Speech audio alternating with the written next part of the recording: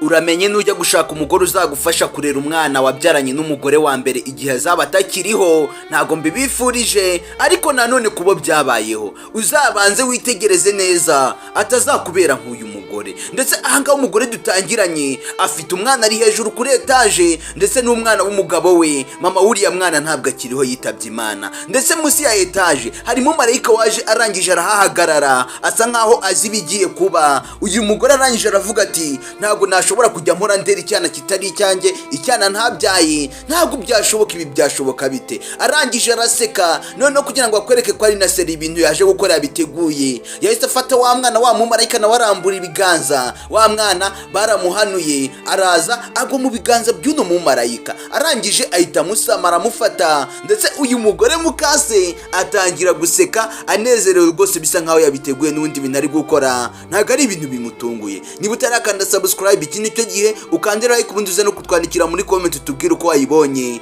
Arangije aravuga turabayeho. Gusa aho yabereye wa fake nawe nta nubwo yigeze areba niba koko umwana yageze hasi, yanze kubireba. Niba yarumvaga biteye isoni ahita yigendera. Wa mwana sasa rero wa mumarayika nawe hari akantu yahise afata azana ahangaha, afata wa mwana arangije amuterekamo. Wiwe icyo yari ashinzwe kwari ukuza kurebera uno mwana akamutabara igihe uno mwana ari mu byago, ari mu bintu bitoroshye nyine by'ibibazo, gusa akaza akamutabara akamuba hafi. Sasa papa w'umwana muri ako kanya yahise atahuka, ndetse ngo hari ibintu yari yibagiwe mu rugo. Witegereze urebe ibyo yari yibagiwe. Sasa ageze ahangaha arimo araza avugira kuri telefone ati ndakoresha iminota mike cyane, ndaza guhita mbanguka, nta kanya gato ndahita ngaruka. Wa mumarayika amaze kumva ko papa w'umwana aje, amaze no gutabara wa mwana, we yahise yongera arigendera. Uyu mugabo amaze gufunga ageze ahangaha Nyagasani yarikanze se agiramo ubwoba. Arebye abona umwana we yicaye hano hanze, nta muntu bari kumwe. Arangije atabwira uwo bari kuvugana, umva bunyihanganiyeho gatoya,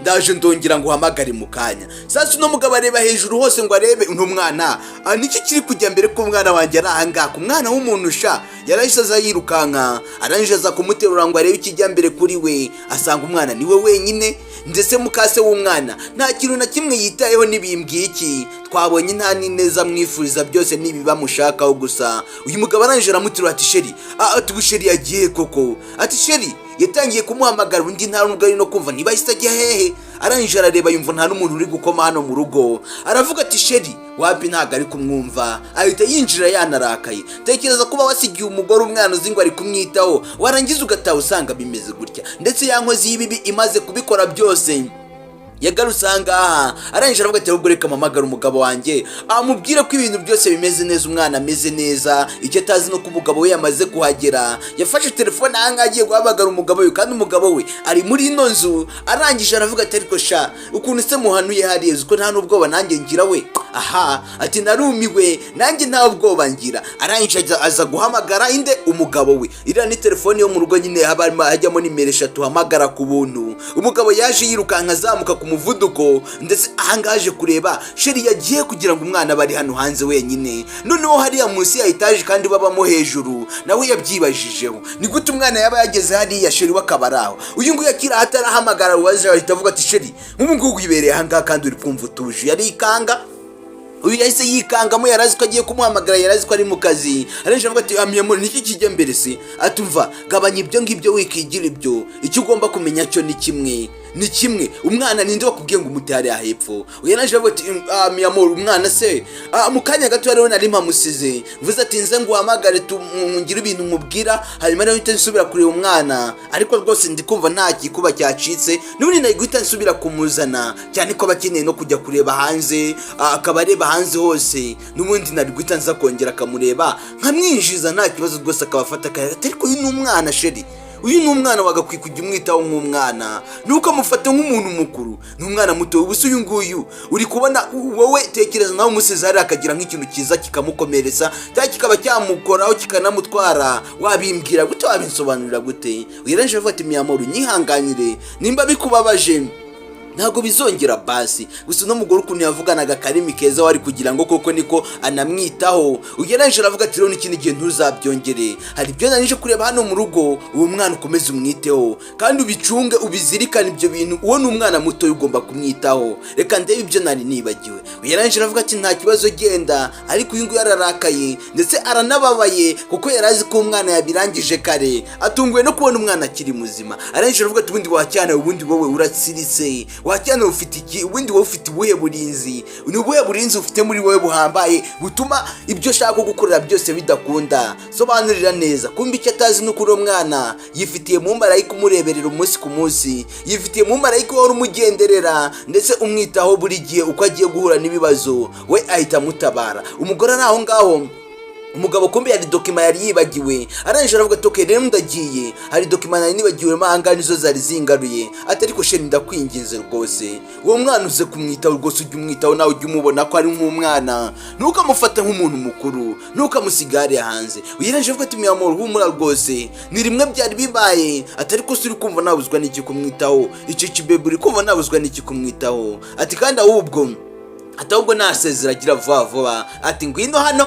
Yaraje arangije ahita amuha iki akabizu nyine agiye kumusezera. Sasa wa mumarayika warindaga uriya mwana yahise yongera aragaruka areba mu mufuka w'uno mugabo, harimo kontaki nyine urugo rwari rw'abakire banagendaga no mu mamodoka ntago ari nka babandi. Arangije ahita zangaha akuramo kontaki y'umugabo, bisobanuye ngo umugabo wiwe ari gusoma azi ngo agiye guhita agenda agiye mu modoka, kandi kontaki ye bayijyanye yatwara gute? Ntabwo bishoboka.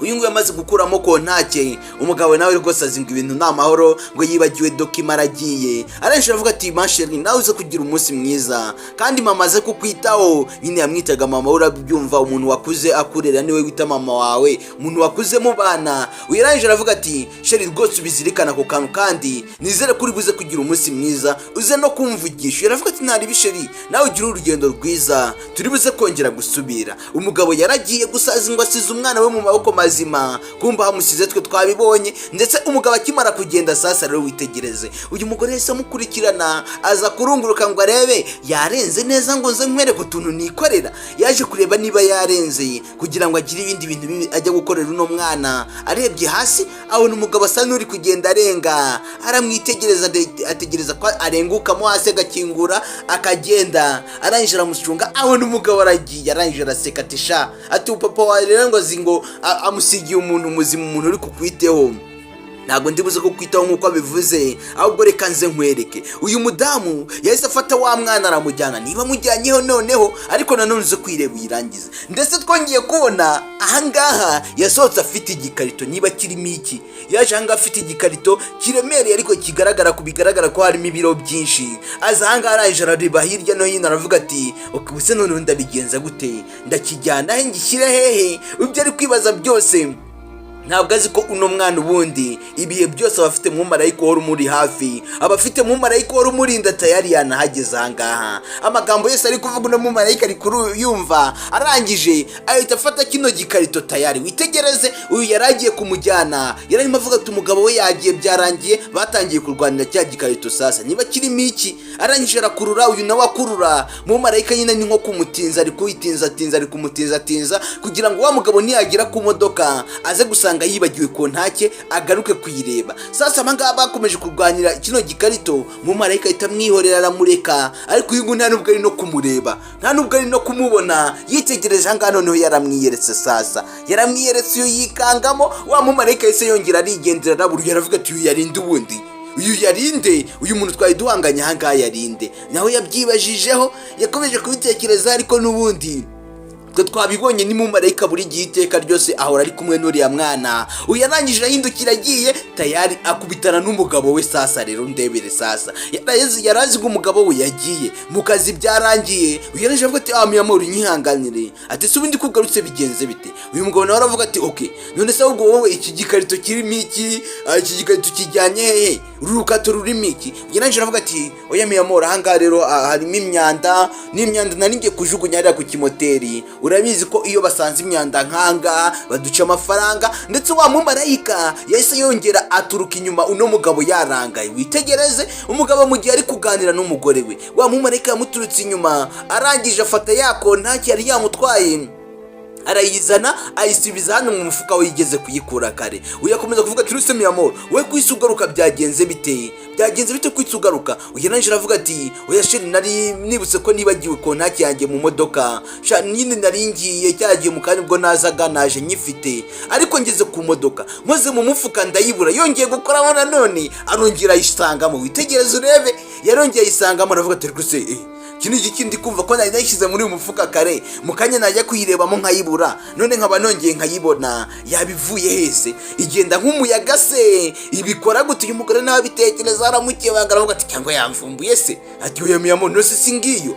Oya aravuga ati oya ntabwo nari nzi ko nayinyifite, no sivuye ahubwo nanjye ntabwo ndi gusobanukirwa hano ituruse. Uyaranje aravuga ati nyamara sheri, ubanza wavangiwe wowe wabuze kontake kandi uyifite mu mufuka wawe, wowe uyifite mu mufuka w'ikoti none ngo wayibuze. Uyu mugabo arangije arongera arayireba, arayitegereza neza. Iravuga ati sheri nawe urambeshye rwose, uri kumva se waba wayiburiye? Kandi uno mugabo koko ntayo yari afite.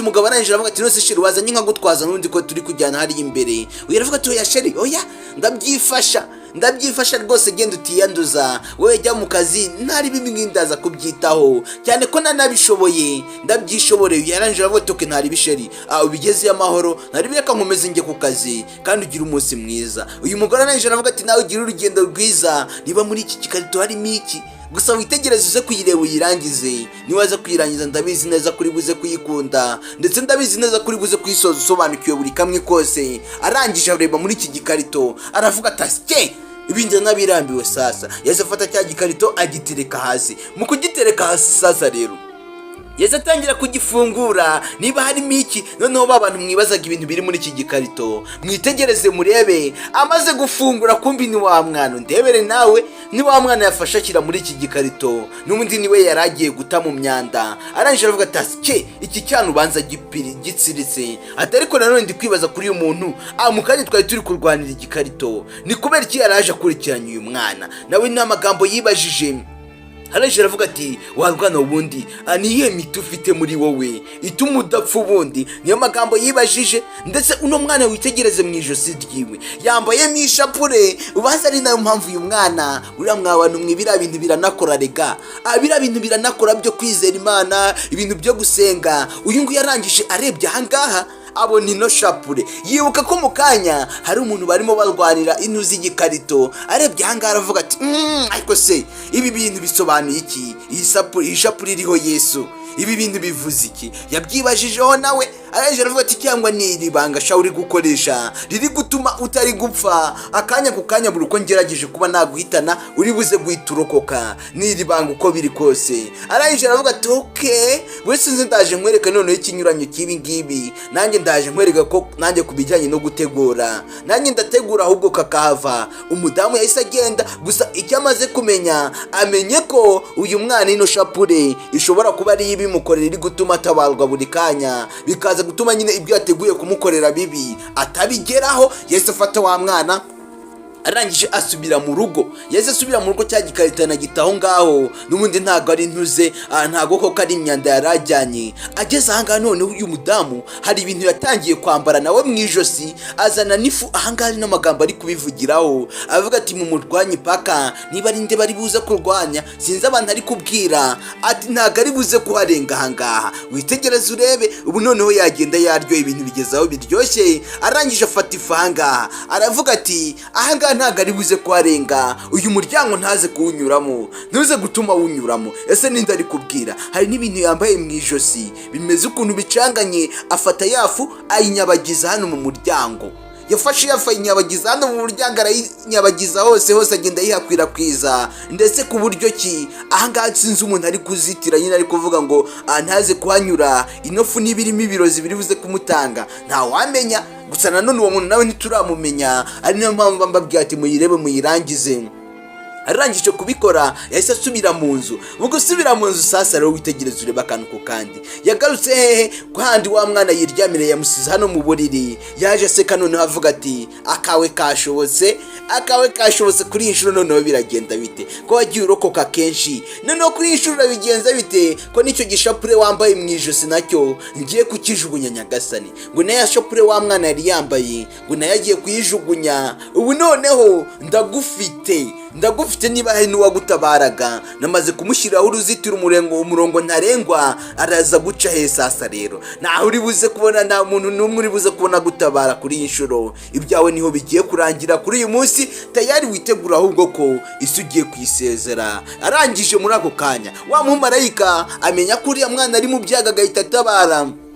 Yagize ahangaha areba hejuru asanga umuryango ahangaha urafunguye witegereze, ariko agiye kuwunyuramo witegereze umuryango ntago ari kubasha kuwurenga.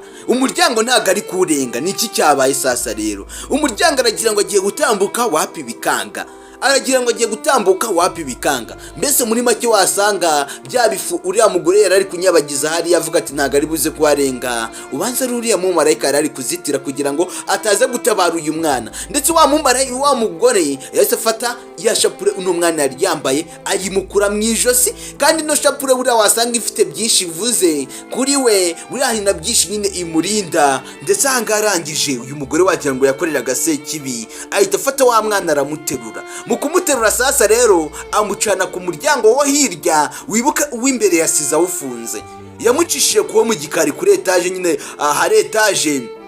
Arangije ngo yajya gutambuka wapi? Yajya gutambuka bikanga. Ndetse ahangaha abona imbaraga bikomeje kugorana, atekereza indi tekinike yakoresha. Aravuga ati ahangaha niba bidakunze sasa rero uretse nze ndaje nkwereke. Ndetse bidatinze wa mugore niba mwibuka ukuntu twanatangiye, uyu mwana yari yamuzanye kuri etaje agiye kuhamuhanura hejuru.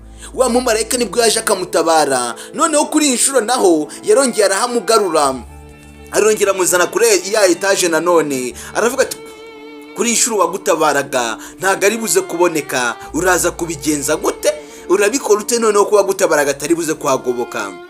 Reka nze nkwereke kwanza ikibitera ndakizi. Kwanza ni nino shapuri ibitera. Uyu nguyu wapi yagerageje biranga, agize ahangaha imbaraga zirabura.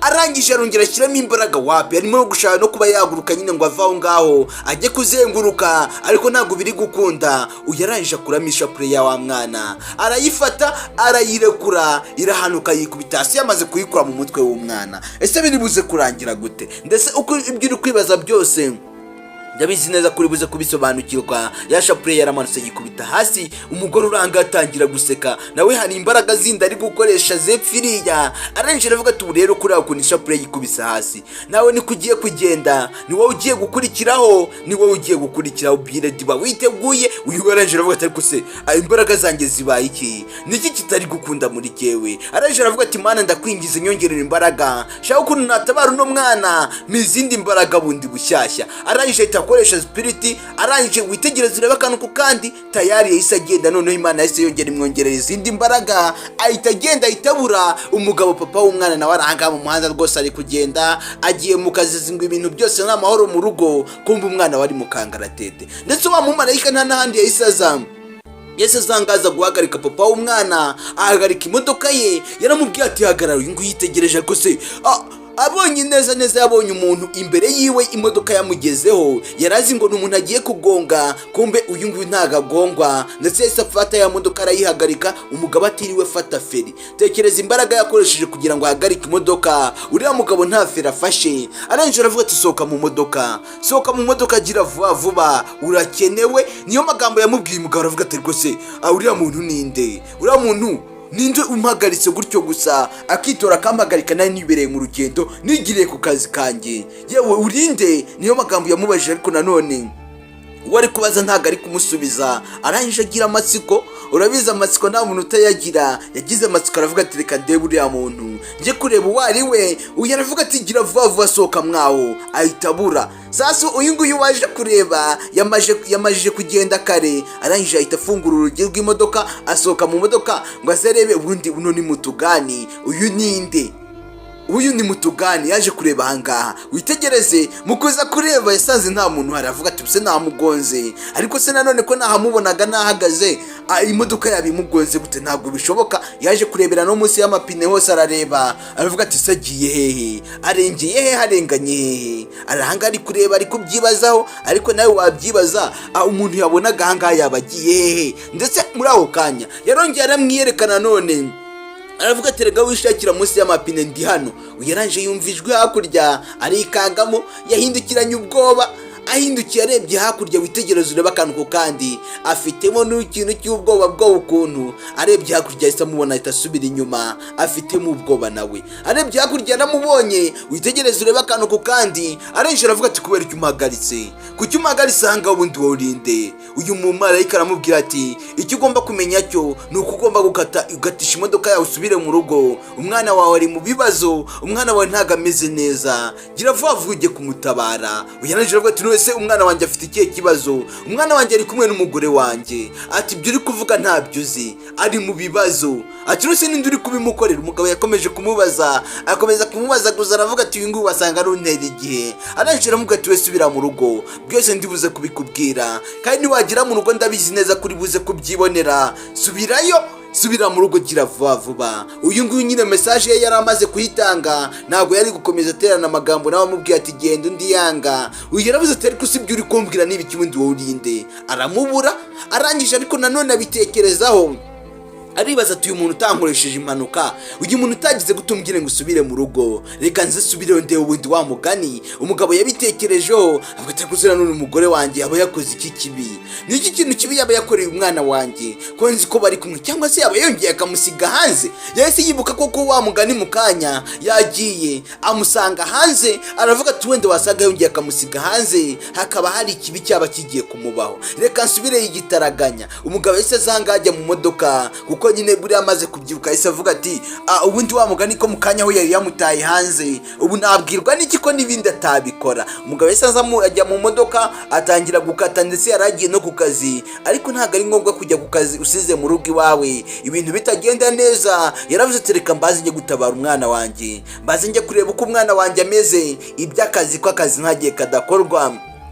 Yashanga mu modoka atangira kuyatsa, aravuga ati reka nse nkate subireyo ndebe. Arayikatisha, witegereza ureba akantu ku kandi, arayikatisha subira inyuma. Agomba kujya mu rugo akajya kureba umwana we. Tubonye uriya mumarayika amubwiye uko bimeze, amubwiye ngo umwana wari mu kangaratete, umwana wari mu bibazo, ndetse ngo aramukeneye kugira ngo ajye kuba yamutabara, kugira ngo ajye kuba yamwitaho, ngo amukeneye iruhande rwe. Umugabo we nawe tayari yahise akatisha imodoka, agomba kujya mu rugo igitaraganya. Ntabwo yari yabiteguye, ariko nanone hari kesi ugeramo ibintu byose ntabwo byajya bikuba hari uko wabiteguye, hari n'ibikubaho utabiteguye. Umugabo nuko yahise akatasubira mu rugo ajya kureba uko umwana we byifashe. Ndetse ahangaha nagira ngo nkubwire ko bigiye kugera none ahantu biryoshye freshi, ubu bigeze aho biryoshye. Umugore arahanga aracyari kuvuga ya magambo. Twabonye ishapure umwana yari yambaye yamaze kuyita hasi, gusa uyu mugore icyo atazi nuko papa w'umwana yamaze kugaruka, ari mu nzira agaruka.